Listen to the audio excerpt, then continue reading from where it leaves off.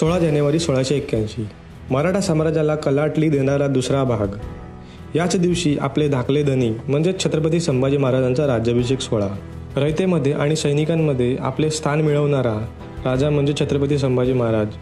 छत्रपती या पदाला छत्रपती शिवाजी महाराजांनंतर अलौकिक आणि साजेशी कामगिरी करणारा राजा म्हणजे छत्रपती शंभूराज। वयाच्या 23व्या वर्षी शिवरायांच्या गादीवर बसणारा दुसरा छत्रपती म्हणजे आपले छत्रपती शंभूराजे। आणि वयाच्या 23व्या वर्षापासून 32व्या वर्षापर्यंत इंग्रज, पोर्तुगीज, फ्रेंच, डच आणि मोगल या 5 सत्ताधाऱ्यांशी लढणारा म्हणजे शंभूराजे।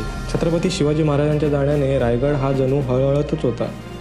त्याचवेळी हिंदवी स्वराज्यात रयतेमध्ये एक वेगळं चैतन्य निर्माण करणारं दुसरं पर्व म्हणजे शंभू राज्याभिषेक सोहळा। याच राज्याभिषेकावेळी रायगड पुन्हा नव्याने सजणार होता। दुसऱ्यांदा राज्याभिषेक सोहळा होण्याचा मान याच आपल्या दुर्गेश्वर रायगडाला मिळणार होता। आणि आज आपण याच राज्याभिषेक दिनानिमित्त रायगडावरील होणाऱ्या कार्यक्रमांचे साक्षीदार होणार आहोत। नमस्कार मित्रांनो, मी राजेश पारकर स्वागत करतो तुमचं छोट्याशा व्हिडिओमध्ये। आज आपण आलो आहोत रायगडावरती। आज तारीख आहे 16 जानेवारी। याच दिवशी 1681 रोजी छत्रपती संभाजी महाराजांनी आपला राज्याभिषेक करून घेतला होता। त्याचवेळी म्हणजे छत्रपती शिवाजी महाराजांच्या अकाली जाण्यानंतर जनतेमध्ये हरवलेला विश्वास पुन्हा नवीन करण्यासाठी छत्रपती संभाजी महाराजांनी आपला राज्याभिषेक करून घेतला होता। त्याचवेळी प्रथेनुसार कैद्यांना मुक्त करून छत्रपती संभाजी महाराजांनी मंत्रिमंडळ स्थापन केलं आणि ते कार्यकारिणीला लावले। त्यानंतर पुढे छत्रपती संभाजी महाराजांनी स्वतःच्या नावाची नाणी तयार करून म्हणजे एका साईडला श्री शंभू छत्रपती आणि दुसरा राजा श्री शंभू छत्रपती आणि दुसऱ्या साईडला नाण्याच्या दुसऱ्या साईडला छत्रपती अशी नाणी छापली। त्यानंतरच म्हणजे 1 महिन्यातच छत्रपती संभाजी महाराजांनी बरेचसे गडकिल्ले काबीज केले आणि स्वराज्यात आपले बरेचसे गडकिल्ले सामावून करून घेतले। तर आज आपण याच रायगडावरती झालेला राज्याभिषेक सोहळा तर त्याची एक झलक काय असते तेच आपण अनुभवायसाठी जाणार आहोत। माझ्यासोबत माझी टीम आहे। हे सर्व टीम मेंबर आहेत, आपले राजकीयांचे सर्व मित्र आहेत। तुम्ही कुठून आला सर्वजण? मुंबई। ओके, म्हणजे मुंबई ठाण्यावरूनच सर्वजण आले आहेत। तर आज आपण तोच राज्याभिषेक सोहळा म्हणजे तो कसा झाला असेल, त्यावेळी तर खूप माणसं वगैरे होती, खूप म्हणजे गर्दी वगैरे, त्यानंतर ढोल ताशा नगाडे यासारखं तर खूप गडगडाट वगैरे झाला असणार, खूप मोठा असा उत्सव होता। तर त्याचीच आपण एक झलक बघायला जाणार आहोत। तर आपल्या आधी खूप जण गेले आहेत तिकडे तयारी वगैरे करण्यासाठी। आम्ही सकाळी ठाण्यावरून निघालो। जर तुम्हाला रायगड किल्ल्यावरची सर्व काही बघायचं असेल तर माझा ब्लॉग आहे, तर मी तुम्हाला त्याची लिंक डिस्क्रिप्शनमध्ये मेन्शन करतो। त्यामध्ये संपूर्ण माहिती मेन्शन केली आहे मित्रांनो। सो चला आता आपण इथून ज्या पाचाड गावातून म्हणजे बेस विलेज आहे तिथून आपल्याला पायऱ्या चालायला लागतात। तर त्या पायऱ्या आपण चालत पुढे आपण डायरेक्ट जिथे राज्याभिषेक सोहळा चालू होणार आहे म्हणजे जिथे पालखी वगैरे निघून राज्याभिषेकाचं जे काही शास्त्रानुसार जे काही विधी आहेत ते पण आपण शूट करणार आहोत। त्यानंतर एक खूप मोठा जल्लोष असतो, तर तेही आपण आज एक्सप्लोर करू। तर नक्की चला आपण जाऊ। आज तो मित्रांनो राजदरबार, इथे सर्वजण मंडळी जमली आहेत। विशेष म्हणजे बघा इथे शाळेतली मुलं पण आली आहेत। आज बऱ्याचशा सहलींचं आज दिवस ठरवला आहे। खूप म्हणजे चांगली गोष्ट आहे। आता थोड्याच वेळात चालू होईल। थोडंसं डेकोरेशन वगैरे केलं आहे। पालखी प्रथम छत्रपती शिवाजी महाराजांचे समाधी स्थळ येथे नतमस्तक झाली। पुढे जगदीश्वर मंदिरामध्ये दर्शन घेऊन पालखी राजदरबाराकडे निघाली। यावर्षी आयोजकांनी पोशिंदा राजा ही थीम साकार केली होती। खरंच शेतकऱ्यांचे हित जपणारा आपला राजा होता मित्रांनो। याच राजांवर असलेल्या श्रद्धेपोटी त्यांनी दिलेली शिकवण याच कारणामुळे बरेचसे शिवभक्त याच रायगडावरती येतात। धर्माबद्दलची निष्ठा काय असावी आणि कशी असावी याचे उत्तम उदाहरण म्हणजे छत्रपती संभाजी महाराज।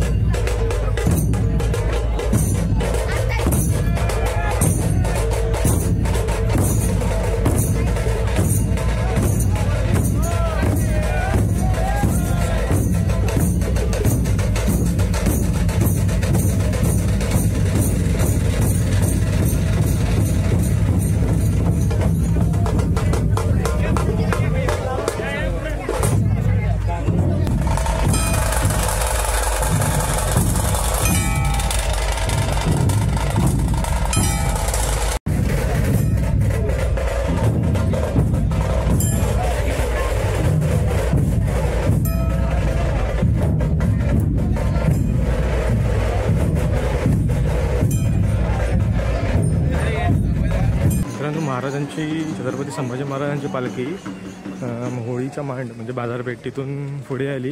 शिरकाई देवीच्या इथे मंदिर आहे, तिथे दर्शनासाठी जाईल. तिथून पुढे परत होळीच्या मांडाच्या तिथून राजदरबारात जाईल. त्यानंतर दर्शनासाठी जाईल. हे बघा, हे शिरकाई देवीचं मंदिर. ते नतमस्तक होऊन परत पालखी रिटर्न येईल.